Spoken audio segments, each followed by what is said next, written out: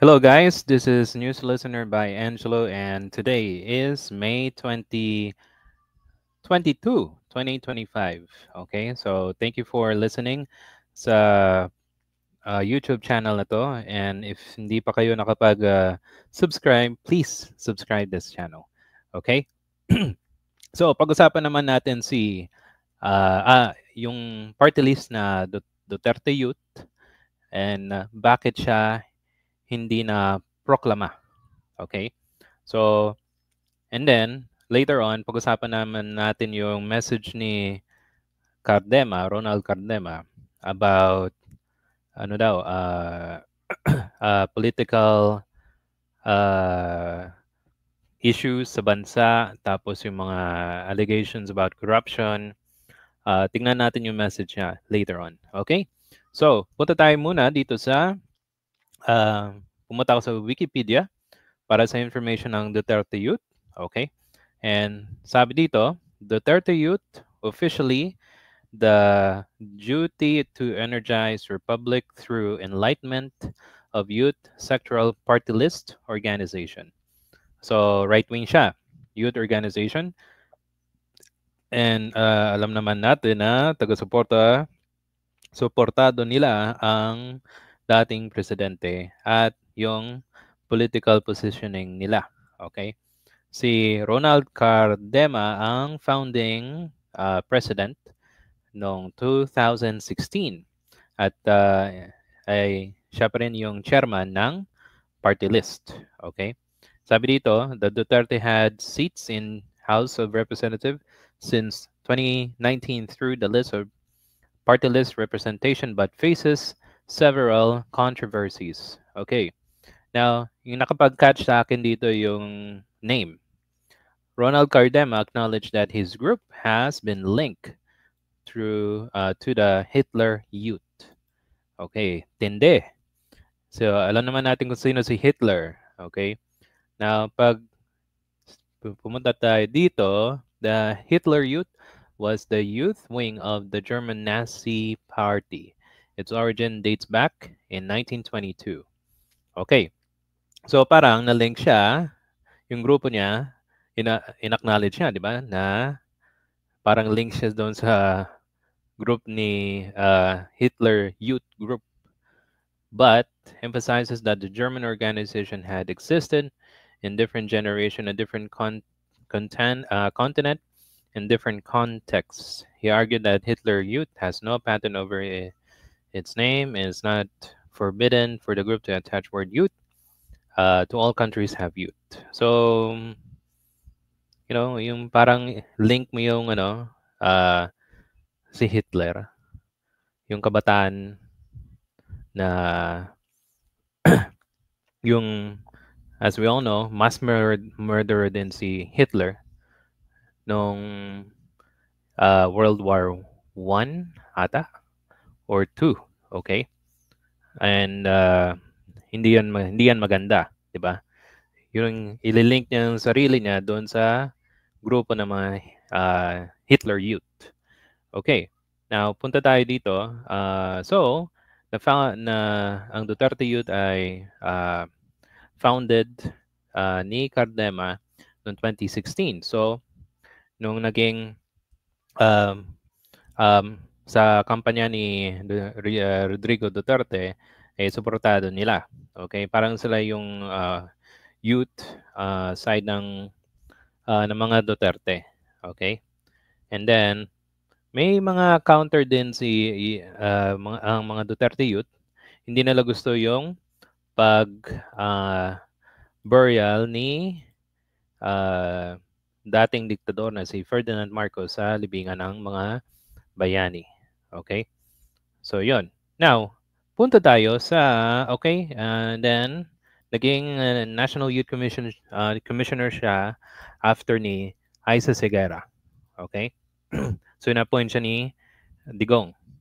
And then, 2019, na-suspend yung proclamation niya kasi meron pending disqualification. Now, what is this pending disqualification? So, punta tayo dito sa ito. Uh, Disqualification of Ronald Cardema. Okay, but before tayo pumunta dyan, meron ding issue dito. Sabi dito, the House Representative elections. So, nanalo sila ng seat ng 2016. Tapos, meron silang 5 nominees. Okay, ito yung mga pangalan nila. Pero hindi kasama si Cardema as nominee. Okay? Lahat sa kanila ay nag-withdraw. And siya, who was National Youth Commission, nag-file ng substitution para ilagay yung sarili niya sa Kongreso. Okay? And sabi dito, in relation, factors whether he filed substitution time uh, before close in May 13, whether he is qualified to represent in the House were put in dispute. Okay, so bakit nga ba, right? So, yung sabi dito, other force, yung kasama siya, yung na-accept ng commission yung pag-withdrawal ng nominees. Okay? So, tapos, yung mga original nominees ay about 31 to 36. Tapos si Cardema, 34 years old. So, hindi siya eligible to represent a youth party list. Bakit? Kasi in Section 9 Republic Act number 7941, ang mga nominees should be 25 to 30 years old only on election day. Okay? So doon pa lang dapat hindi siya naging nominee. At dapat nagawa na to ng paraan noon pa, 'di ba? O kaso wala nangyari, 'di ba? Kasi suportado siya ni Digong. Okay? Okay. And regular work, okay. So, ganun.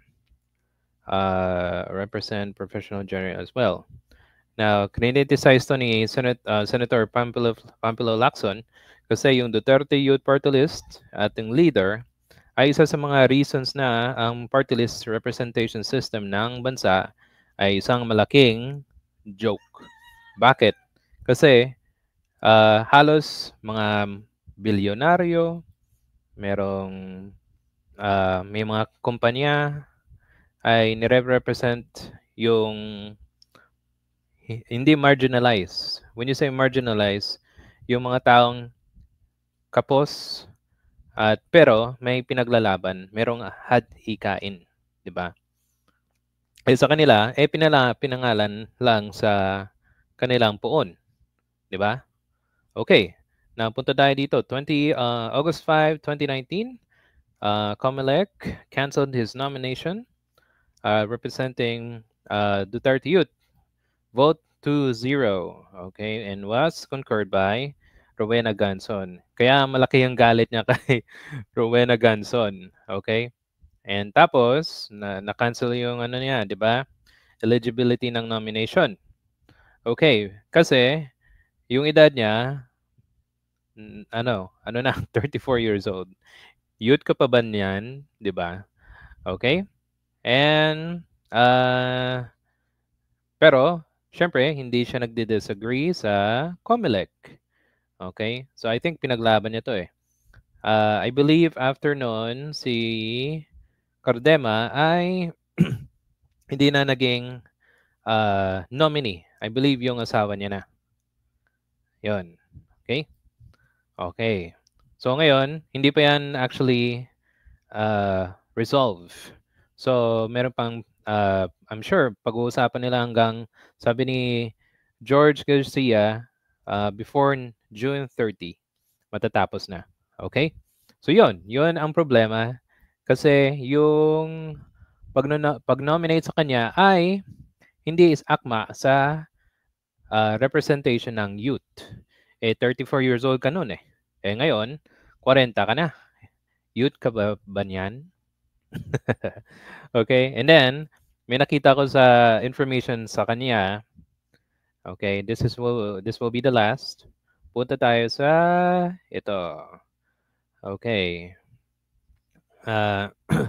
Ito yung pinaka very intriguing na nakita ko. Cardema was among the cadets of Philippine Military Academy but dismissed, allegedly communicating with Communist Party of the Philippines founding chairman Jose Maria Sison. According to Sison, Cardema was removed from the academy after he called for justice, death of his uncle under military death squad. Okay, so napatunayan kasi 'di ba na nakalabas siya. So patunayan na kumausap siya sa kay Joma Sison, and which sila as mga Duterte ayaw nila ng komunista. Pero merong silang ugnayan noon sa mga komunista. So, kung pag-iisipan mo, kung ikaw yung kung iisipin mo siya naman ng mabuti, naging patas ba sila? 'Di ba? Okay? Okay. And lastly, yung message ni Ronald. Okay, sandali lang. Okay. And sabi niya,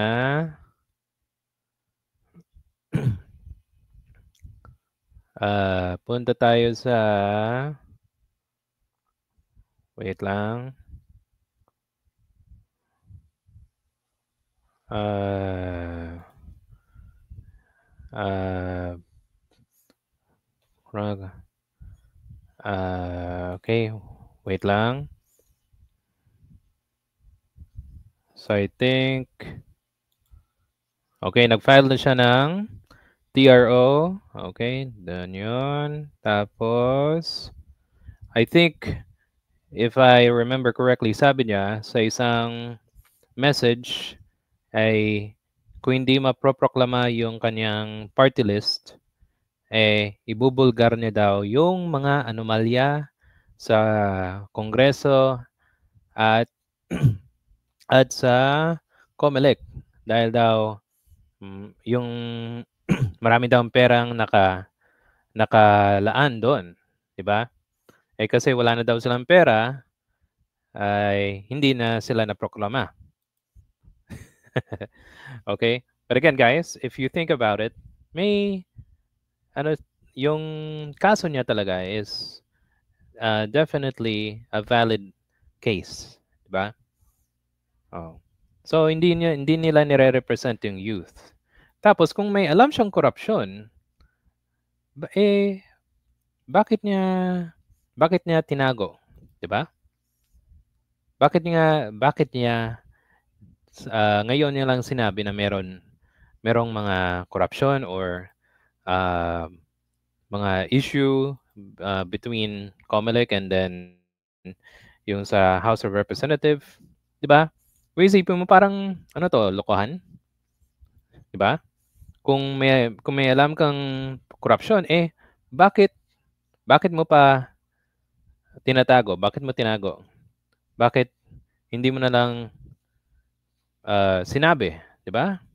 Oh, ganito ito yung mahirap sa mga politiko na 'to 'di ba? Kaysa may alam, okay, corruption, itatago kasi sila din yung nagbe-benefit. 'Di ba, guys? Okay, so that's it. Hindi ko na makita.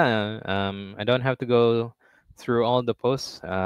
Baka matagalan pa. So thank you for watching, and if you like this, please, yes, like, comment, and subscribe this channel. Okay, thank you. See you next time. Bye.